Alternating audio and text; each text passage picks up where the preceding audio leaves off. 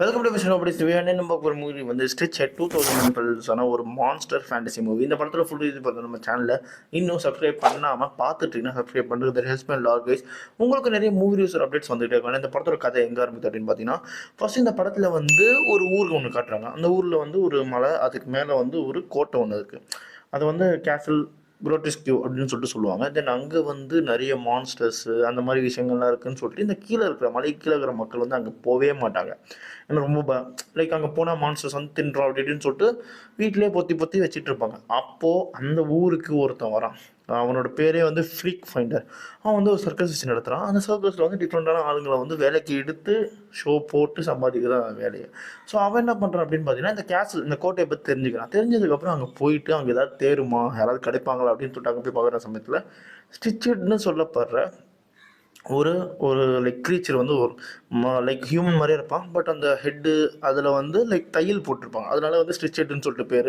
அங்கே ஒரு mad scientist இருக்கான். அவன் வந்து அப்பப்போ வந்து ஒரு மான்ஸ்டர் கிரியேட் பண்ணி விட்ருவான். அதோட அந்த மேட் சயின்டிஸ்டோட ஃபஸ்ட் கிரியேச்சர் தான் இந்த ஸ்டிச் ஹெட். இந்த ஸ்டிச் ஹெட் தான் அங்கே அந்த கோட்டையை, இந்த மான்ஸ்டர்ஸை எல்லாமே வந்து பார்த்துக்கிறது இவன் தான். பட் இவனுக்கு என்ன ஆசை அப்படின்னு பார்த்தீங்கன்னா, சயின்டிஸ்ட் வந்து இவனையே பார்க்கவே மாட்டாங்க ஃபஸ்ட்டு க்ரீச்சரில். ஸோ அப்பா மாதிரி அந்த அப்பா ஃபீல் இருக்கும்ல, அந்த ஃபீலிங்கில் இருக்கிற நம்ம ஸ்டிச் ஹெட் வந்து என்ன ஆகிறான் அப்படின்னு பார்த்தீங்கன்னா, இவனை மீட் பண்ணுறான். யாரோ ஃப்ரீக் ஃபைண்டர், நம்ம அந்த சர்க்கஸ் ஓனரை மீட் பண்ணும்போது அவன் என்ன பண்ணுறான் அப்படின்னு பார்த்தீங்கன்னா, நீ வெளியே வந்தனா பீப்புள் வந்து உன்னை லவ் பண்ணுவாங்க அப்படின்னு சொல்லிட்டு சொன்னோன்னே அவனுக்கு வந்து லைக் ஓகே, இதுதான் நம்ம எதிர்பார்த்துட்ருக்கோம்.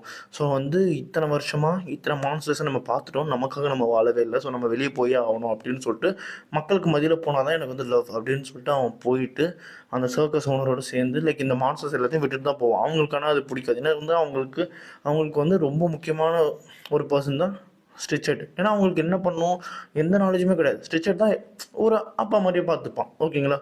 அவனே போகும்போது இவங்க ஒரு மாதிரி பிரேக் ஆயிடுவாங்க. பிரேக் ஆனதுக்கப்புறம் இவங்க போயிட்டு அந்த மக்கள்கிட்ட வந்து பயமுறுத்தி அந்த காசெல்லாம் வந்து இவன் சர்க்கஸில் சம்பாதிச்சுட்டு வந்து இவனுக்கு அங்கே வந்து ஒரு பெரிய ஸ்டார் ஆயிடுவான் ஊரில்.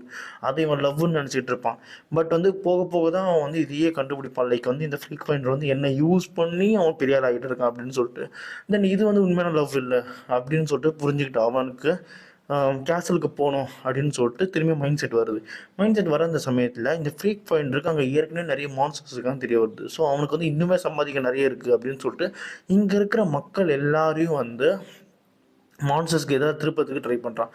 அதுக்கு அந்த ஊரில் இருக்கிற ஒரு சின்ன பொண்ணை கடத்திடுறான். தென் அந்த மான்ஸ்டர்ஸை வேட்டையாடுறதுக்கு போயிட்டு இருக்காங்க. அதுக்கப்புறம் படத்தில் என்ன நடந்துச்சு அப்படின்றது அந்த படத்தோட கதையே. ஒரு ஸ்டோரி வாஸ் குட்.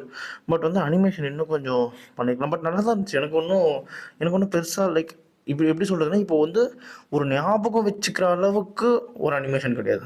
பட் ஒரு நல்ல அனிமேஷன், ஒரு ஆவரேஜ் அனிமேஷன். அதனால இந்த படத்துக்கு நான் ஒரு 3 டோனர்ஸ் தருவேன். இதே மாதிரி மூவி பார்க்கணும்னு நான் சேனலை சப்ஸ்கிரைப் பண்ணால் மிஸ்டர் நோபடின்னு சந்திக்கிறேன். Bye, have a great day guys.